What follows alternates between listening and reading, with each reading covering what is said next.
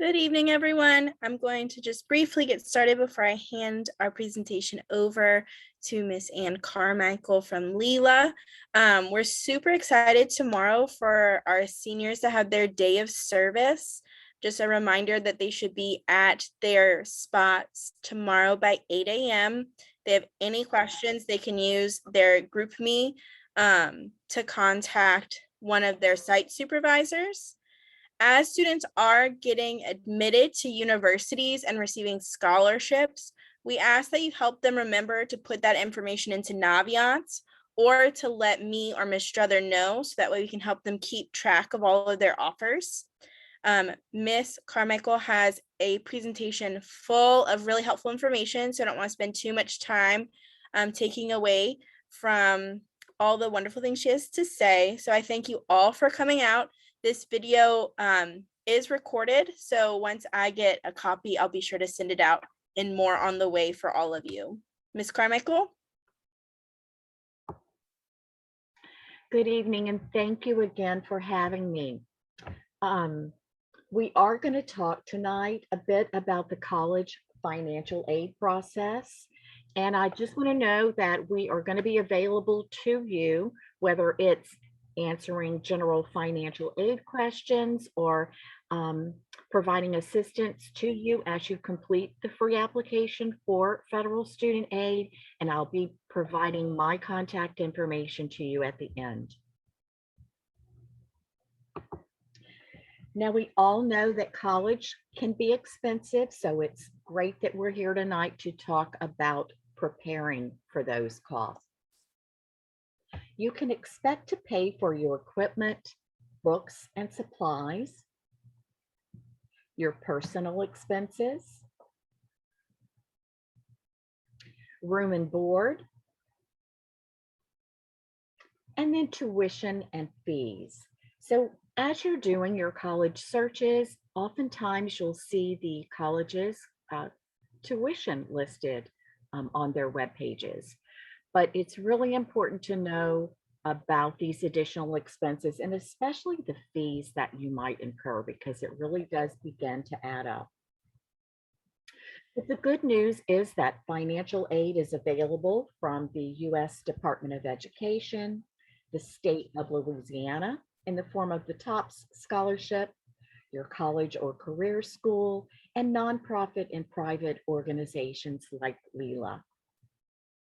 Now, there are three types of student financial aid. There's free money, which includes grants and scholarships, borrowed money, which will include your student loans, and earned money, like federal work study.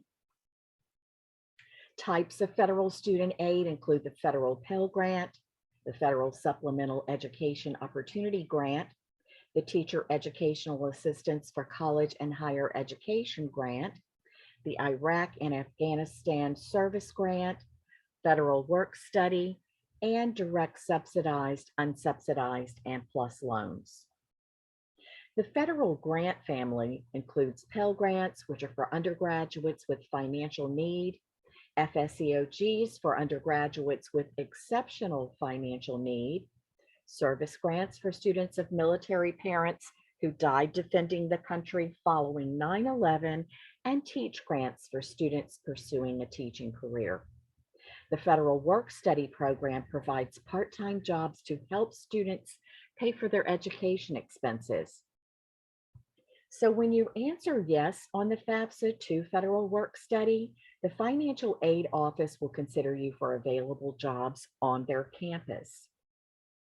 Now, your earnings for those jobs are going to be paid directly to you, the student, and should be used to pay for your college expenses.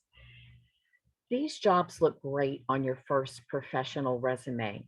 So if you're going to a four-year college and you accept a federal work study job, perhaps it's in the financial aid office. That is 4 years of work history to add to your first resume. If you can't complete your college degree without student loans, then they are a good investment. It's just important to remember to only borrow what you need to complete your education. And it's also important to understand the different types of loans that you might be offered. The direct subsidized loans are based on financial need, and no interest is charged on this type of loan until you graduate or cease to attend. These are known as need-based loans. On the other hand, almost everyone is eligible for the direct unsubsidized loan. However, the interest does begin to accrue on this type of loan once it's fully dispersed, which is usually in the spring semester, and then throughout the life of the loan. So you can see that there is a big difference between direct subsidized and unsubsidized loans. So when you receive your student financial aid offer, remember to always accept the subsidized loan portion first. And you can remember this by telling yourself that the U in unsubsidized means that you always pay the interest. If you do make the decision to accept loans, always accept the federal student loans first, because payments aren't due until you graduate or cease to attend. The interest rate is fixed at a lower rate and no credit check is required. So this type of loan is in the student's name only. On the other hand, private loans should be accepted only as needed, because some lenders are going to ask that you begin to make payments on this type of loan while you're still in school. Interest rates might be variable and often they're higher, and they almost always require a cosigner. So make sure you're doing your research before selecting a private loan lender. Student financial aid can be used at four-year public and private colleges, community colleges, career and technical schools, for part-time classes, and to take online courses. And all federal student aid and most institutional and private aid is contingent upon completion of the free application for federal student aid, known as the FAFSA. And as you all probably know, it launched on October 1st. And it's going to do so every year. And remember that each year you're in college, you're going to have to complete your FAFSA. So mark your calendars for next October 1st to begin completion of the FAFSA for your sophomore year. Student financial aid is awarded on a first come, first served basis. So we want to make sure that you're submitting your FAFSA as soon as possible. You'll want to pay close attention to your FAFSA deadlines. You'll have college financial aid priority deadlines to meet. The top scholarship does require that you submit your FAFSA by a certain deadline. And yes, the FAFSA can be used as your TOPS application. Federal student aid has a submission deadline. So make sure that you are checking all of these sources and meeting the deadlines. Now, to be eligible for federal student aid and complete a FAFSA, the student must be one of the following: a U.S. citizen or U.S. national, or have a green card, or an arrival departure record, or have battered immigrant status, or a T visa. Now, if a student falls within one of these categories, he can submit a FAFSA. But if his parents do not, that's fine. The student will go ahead and complete the FAFSA. And every time that parent's social security number is asked for, you will enter zeros in those fields. Remember that only U.S. citizens or U.S. nationals with social security cards can electronically sign the FAFSA. All others must print a signature page and mail in to the Department of Education. You'll want to begin the FAFSA by collecting all of the documents that you're going to need to complete the form. And by doing this, it should really take no longer than 30 to 45 minutes to submit. Those documents include the student and parents' social security cards, because there's information, the information on your card must be entered exactly as shown. Your name and social security number must match your most recent Social Security card. You'll need the student and parents' 2020 federal income tax returns if you filed one. And if you don't have a copy of this return, contact your tax preparer before you get started for a duplicate copy. Student and parents' 2020 W-2s will be needed because there's information on these forms that might not be found on your federal income tax return. And then bank statements and records of investments, because you must report the balances of these accounts as of the date you submit your FAFSA. Start the process by creating your Federal Student Aid ID, also known as the FSA ID, because this is going to allow the students and parents to identify themselves electronically when accessing the FAFSA. It will consist of a unique username and password that each of you will create using your own personal information. Each student and one of his parents must provide an FSA ID to sign the FAFSA. Now, make sure, students, that you're using your personal email address, not your school email, because you might not have access to that email account when you graduate, and federal student aid will not have any way of communicating with you. On the other hand, parents, please don't use your business email account. Oftentimes, communications from federal student aid will get blocked in your spam folders. Also, don't share information. Students, don't put mom or dad's mobile phone as your alternate phone number. Any shared information in your ID that's in someone else's ID is going to prevent you from signing electronically. Now, your FSA ID username and password is your official electronic signature, and it's legally binding. So make sure that you're recording it, because you're going to need it every year that you complete your FAFSA. But keep it in a really safe place and don't share it with anyone else. If you don't have access to a computer when you're ready to get started on your FAFSA, you can always download the FAFSA mobile app. It's called My Student Aid, and it's really easy to use to complete and submit your FAFSA. Or you can go to the web-based version at fafsa.gov to provide your information.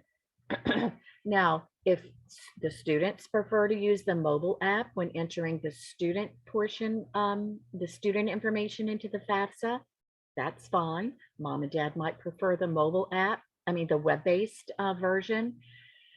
All the information is going to be integrated into one form once it's time to sign and submit.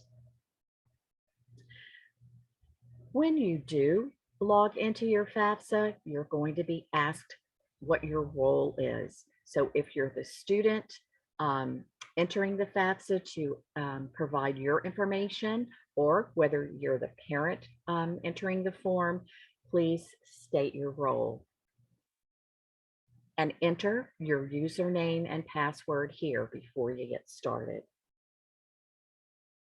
Now, the class of 2022 should be completing the 22-23 FAFSA.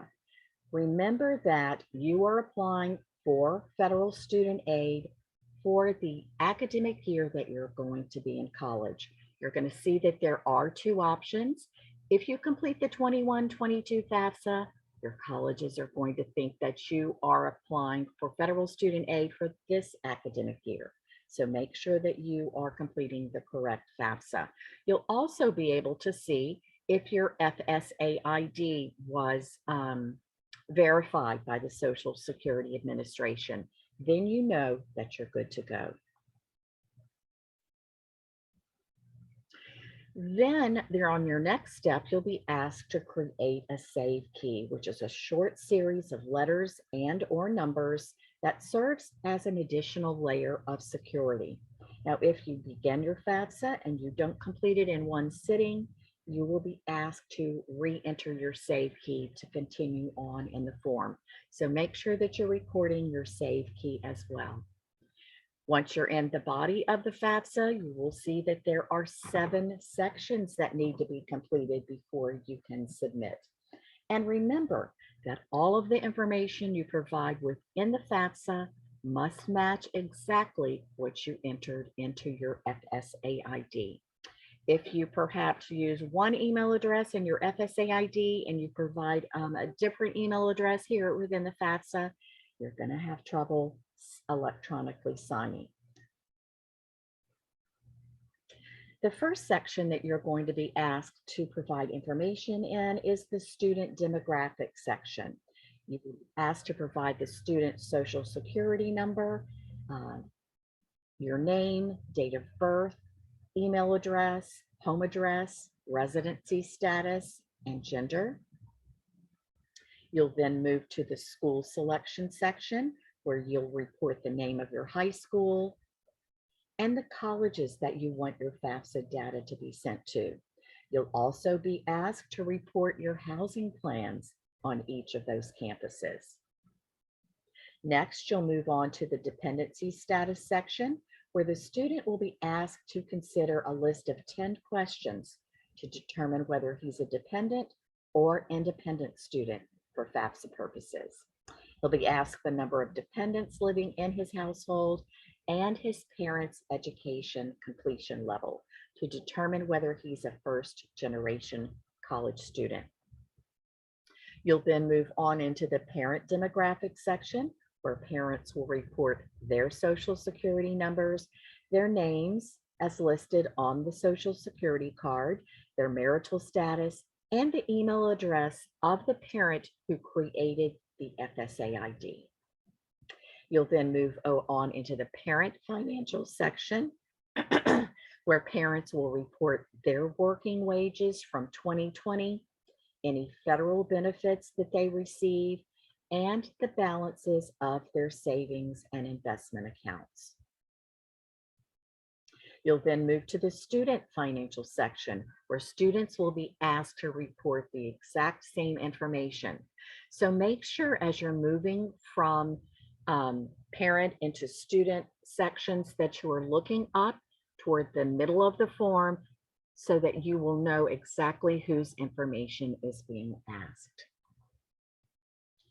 Then it's almost time to sign and submit your FAFSA, but I'll encourage you to review your FAFSA summary and print it if possible, because this is a list of every question that you were asked within the FAFSA and your answer to it. And this is your opportunity to make one last review and go back and make changes if needed before you submit your FAFSA. This way, the financial aid offices that you're submitting your information to will receive the most accurate data.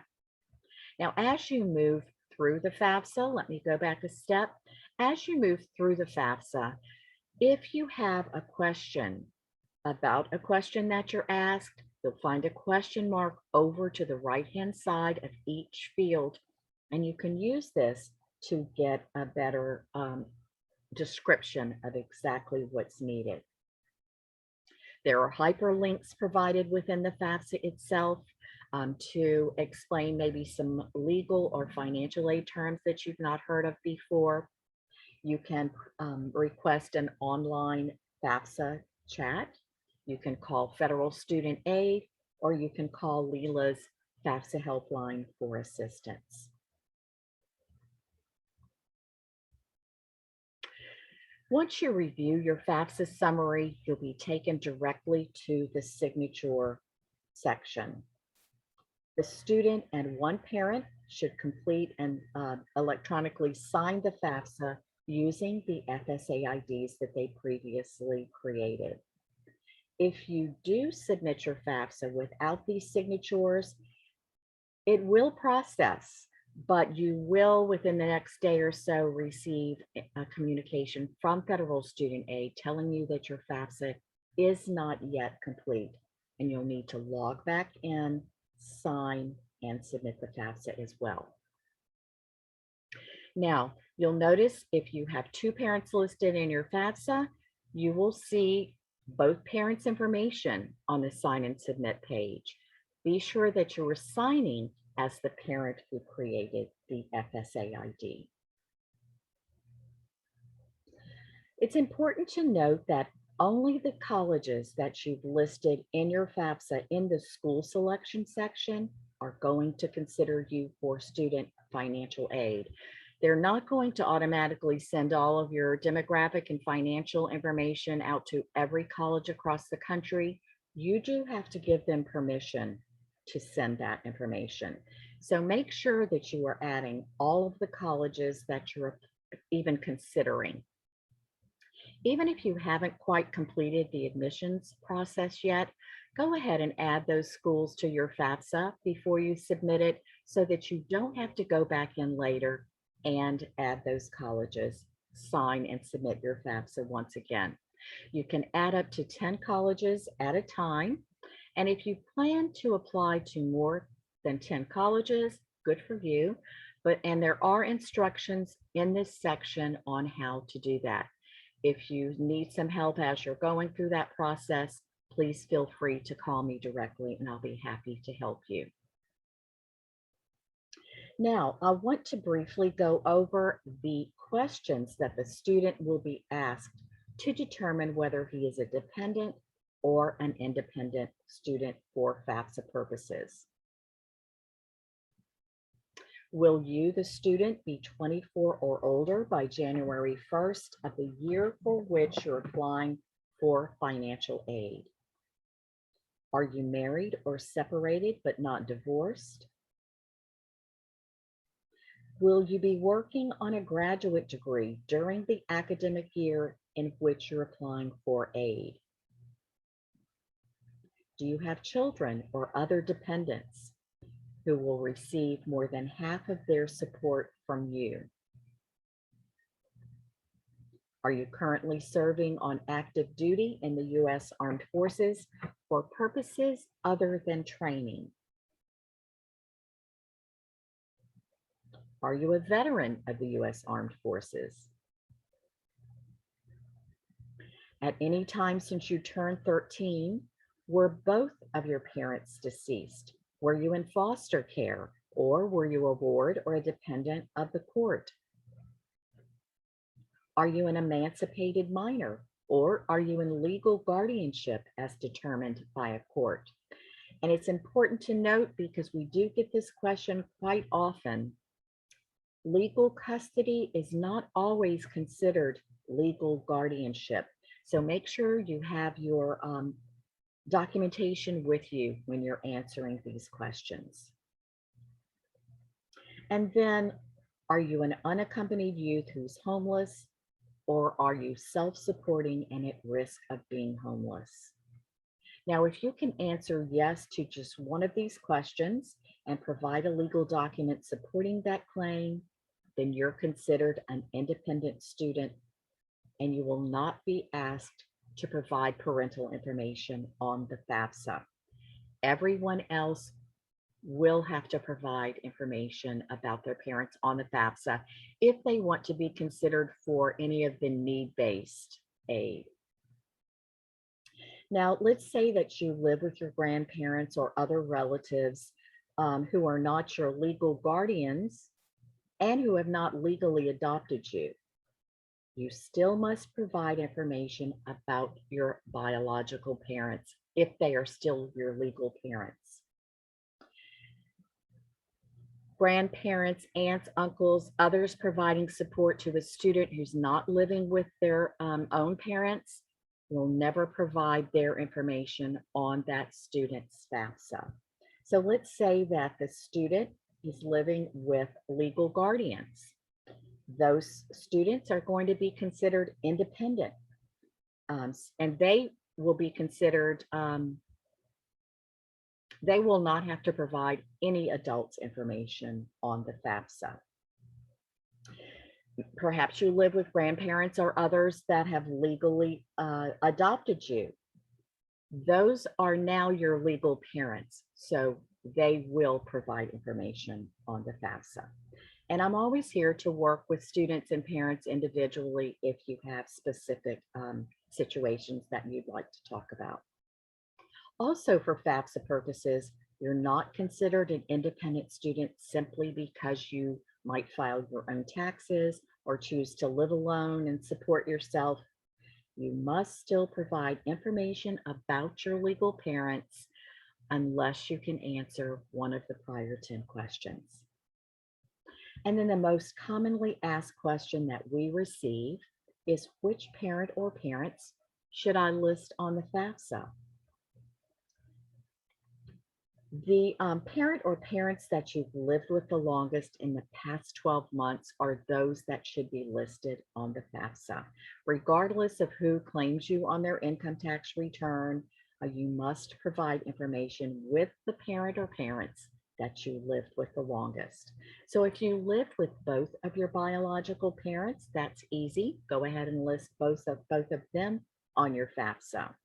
But if the parent you lived with the longest in the past 12 months is either separated, divorced, or was never married, you should list only that legal parent on your FAFSA.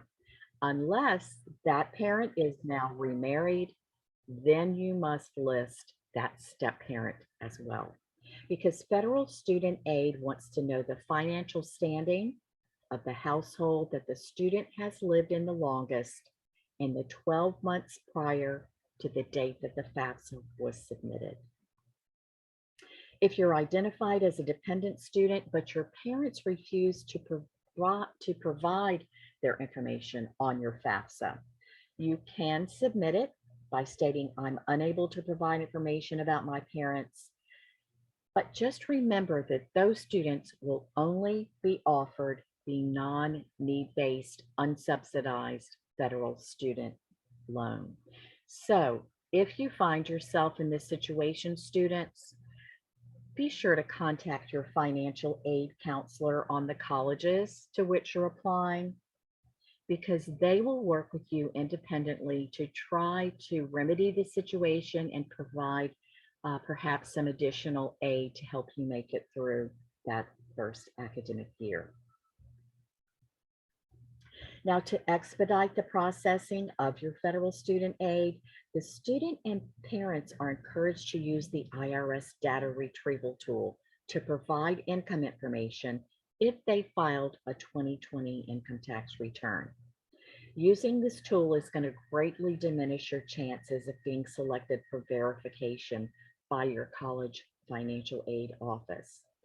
Also, if you choose not to use this tool, and that is your choice, you will be asked by each of the financial aid offices that you're sending your FAFSA to go to the IRS, request a tax transcript to be sent to each individual office. So if you're applying to 10 or more colleges, you're going to have to be sending 10 or more tax transcripts to your colleges.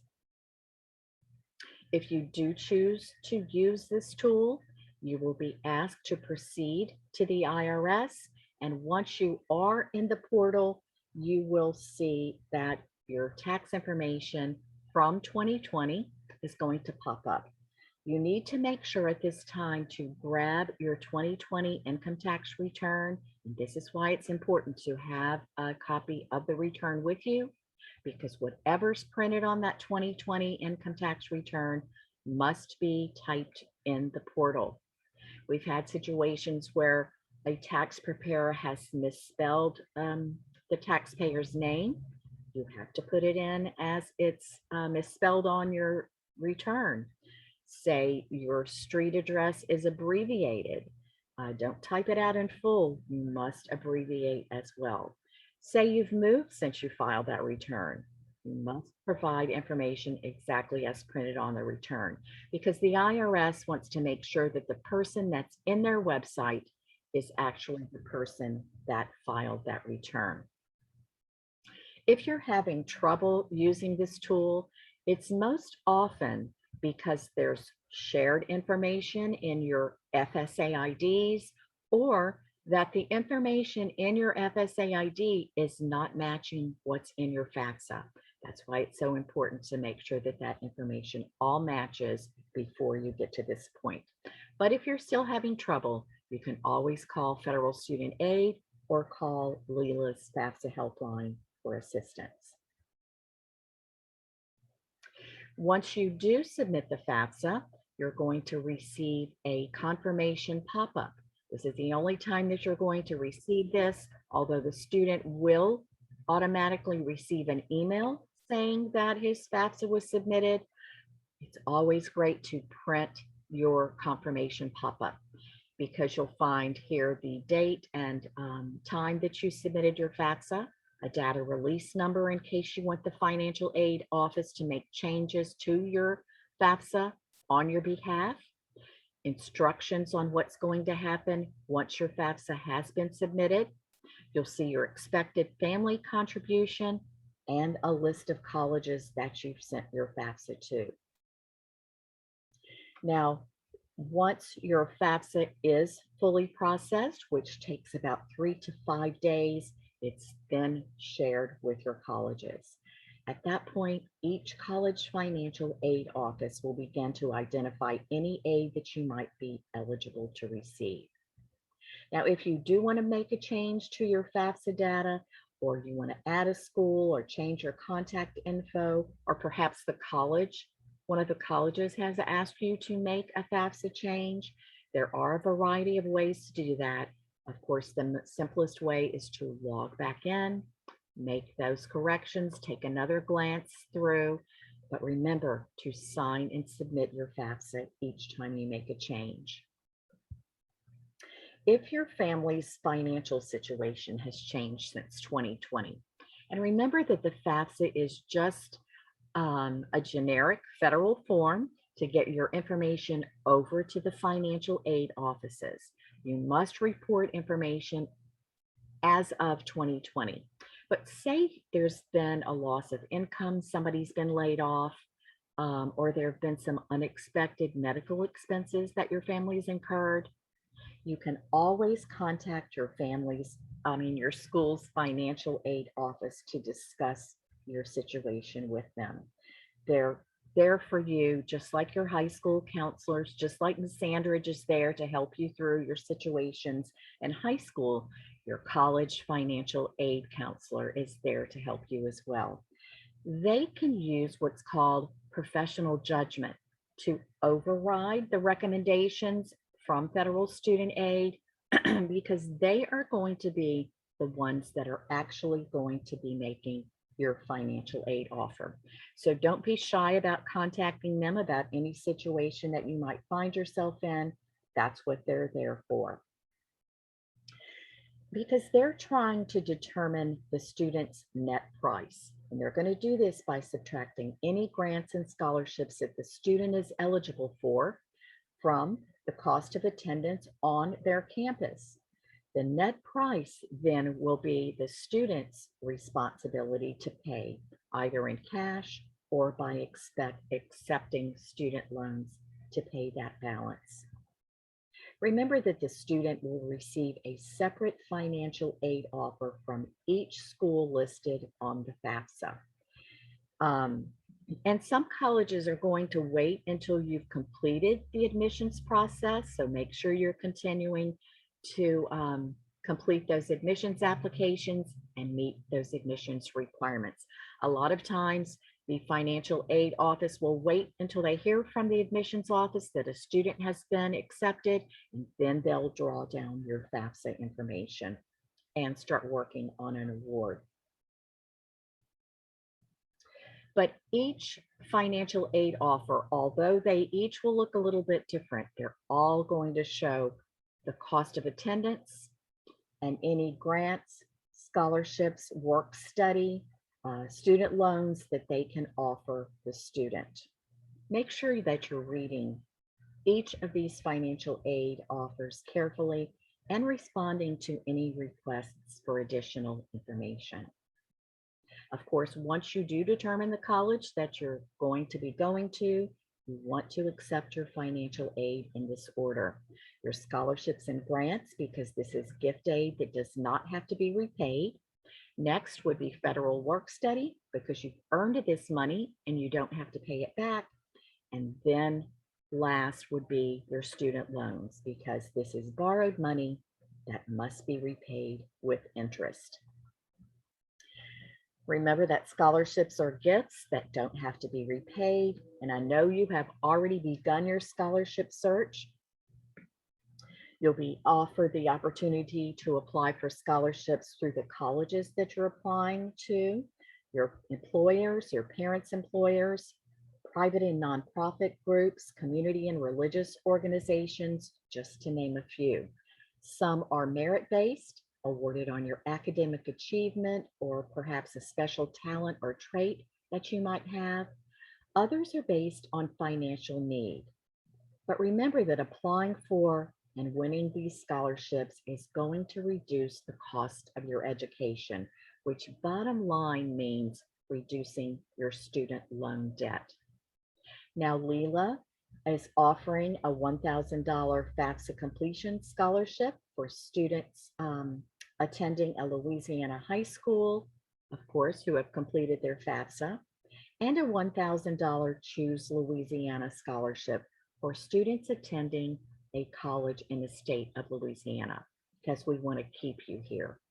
You can visit lila.org for those applications and for more details. Or if you want to email me directly, I'm happy to send those applications over to you.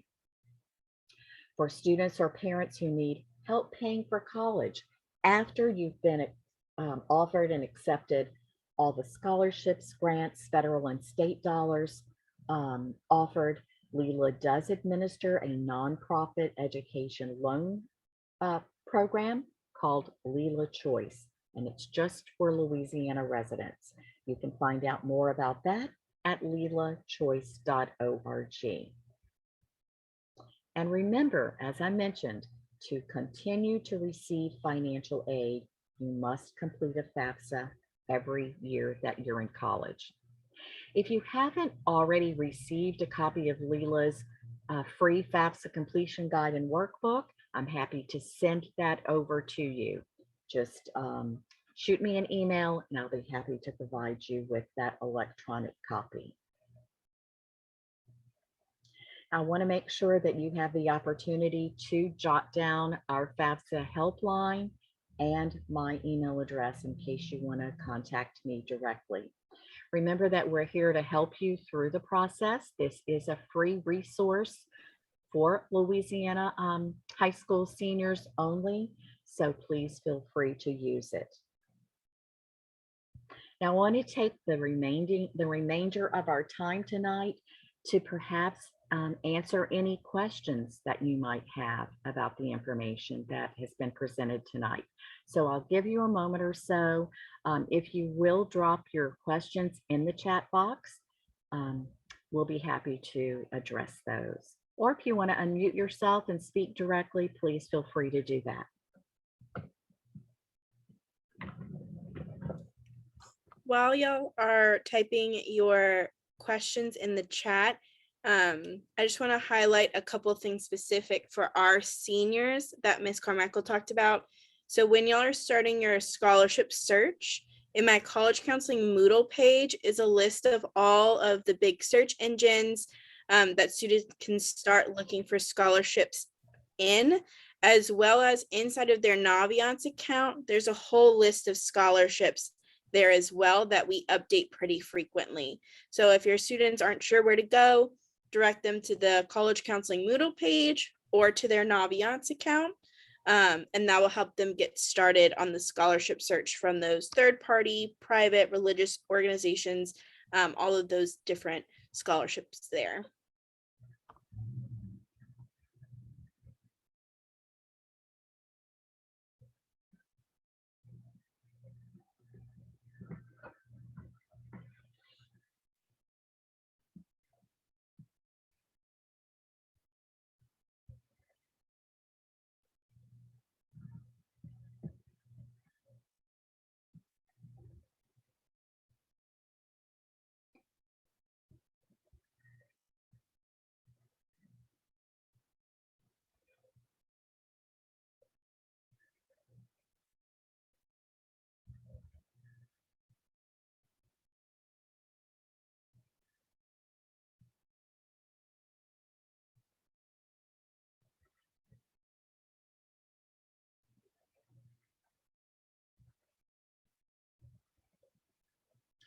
If you would like to schedule a one-on-one FAFSA completion session, I'd be happy to get that on the calendar for you. Just shoot me an email and I'll be happy to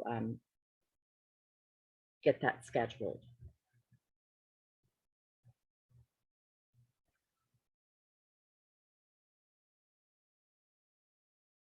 Also new this year to the FAFSA is the help and hints section. So as I mentioned, if you have a question about a specific question, and we most often receive requests for assistance when it comes to the financial portion of the FAFSA. If you do have a question about exactly what needs to be reported, perhaps lists of investment account balances that you are unsure about whether you should report or not, use that question mark to get more information. Many times you'll find actual copies of, say you're working within the income section as well, and you will see a copy of a tax return with the exact information that they would like you to report highlighted there. So they've made a lot of improvements this year. So make sure that you are using that help and hints section.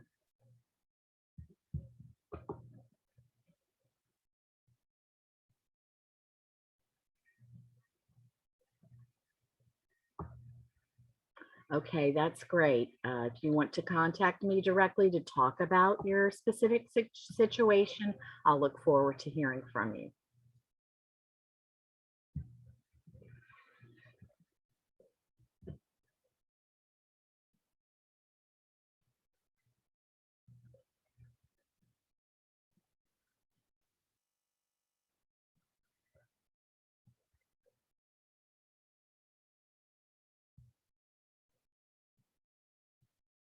For parents that have older children who have already created a federal student aid ID, you will use that ID for each child that you have that's in college.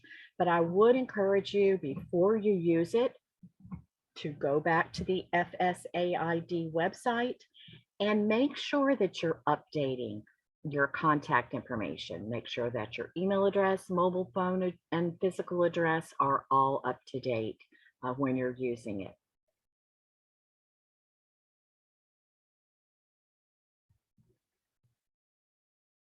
This is a great question. Are there scholarships offered to dependents of veterans?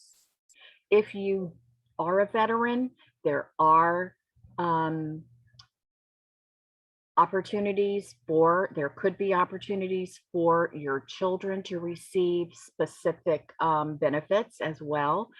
And there's usually an Office of Veteran Affairs on each college campus. It usually works pretty closely with the financial aid office, and oftentimes it's within the financial aid office. So if you're a veteran and you're curious about any additional funds available to your child or benefits available to your child, make an appointment to talk to somebody in the Office of Veteran Affairs, and they can direct you to additional resources. That's a great question.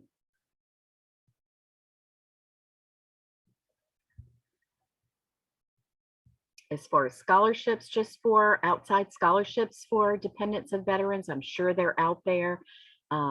Just make sure that maybe you're using that in your scholarship search engine.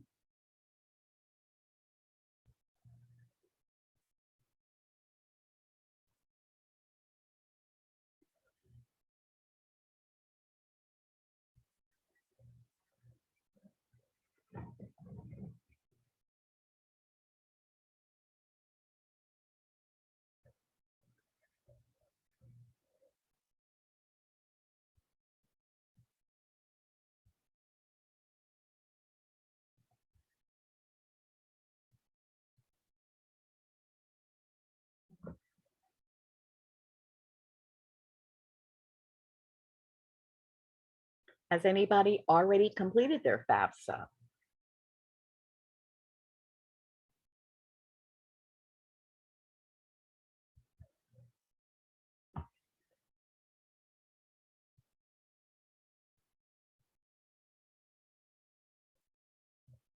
We still have about 20 participants.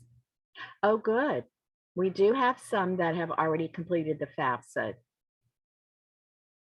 Did you find that it was pretty easy to get through? They really have changed the format a bit this year, and I think it's a little bit easier to move through. For those of you that have completed the FAFSA, don't forget to register for Lila's FAFSA Completion Scholarship.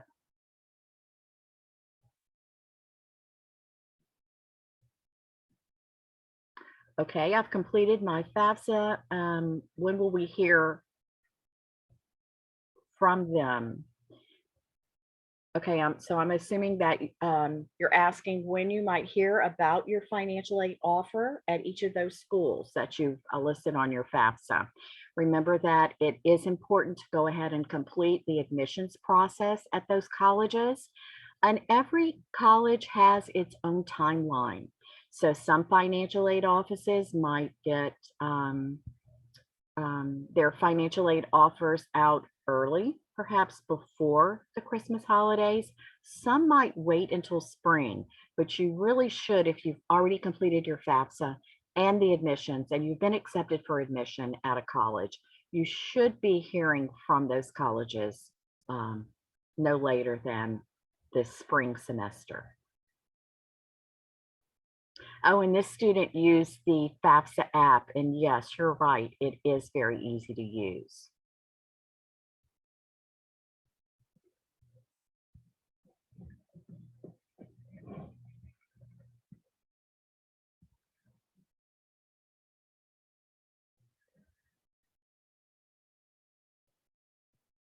We've heard from quite a few people, even on a national level, that people are having technical issues using the web-based version of the FAFSA this year for some reason, maybe because they did make some major changes over the summer. So always download that FAFSA mobile app just in case you run into an issue. We encourage parents and students to go ahead and go as far as they can on the mobile app, but if you have a technical issue, just close out, grab your app, and for some reason, it's a little bit more stable at this point.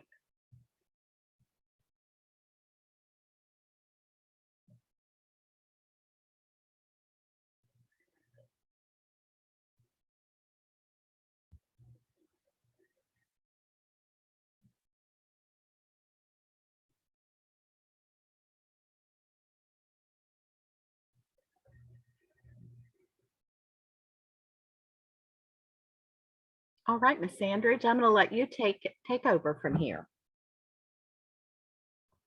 Thank you. Thank you for everyone for attending. Again, if you weren't here in the beginning, tomorrow is our senior day of service, and the seniors are expected to be at their locations at 8 a.m. So please help us ensure that all of our students get to their different spots on time. As students are starting to hear back from schools, we ask that you remind them to put their scholarship information and their admission statuses inside of Naviance, so we can make sure we have all the most up-to-date information when they come in asking for advice or guidance on the different schools and opportunities.